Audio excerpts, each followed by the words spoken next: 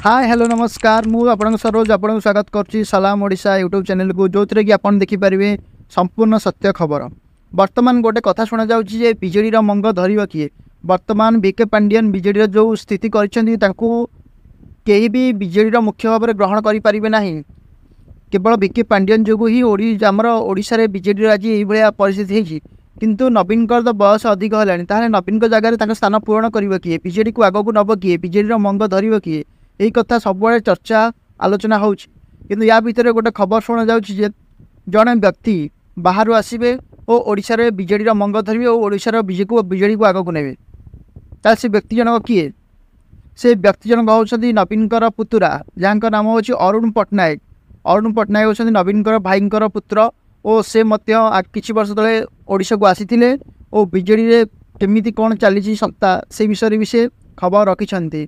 जदि से जिन दरकार हुए अरुण पट्टनायक ओडिशा को आसबे और बिजेडी मंग धरी बिजेडी को आग को नेबे।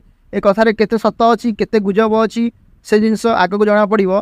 किंतु जदि बिजेडी को आग को जावाक हो ताहले जड़े भल स्ट्रंग लीडर को आग को आने को पड़ो। आ बीके पांडियन भली लीडर को जदि आप आग को आणवे ताहले बिजेडी जो स्थिति रे वर्तमान अच्छी ना आहरी तलक जीव और बिजेडी दिन संपूर्ण भाव में पतन घटो।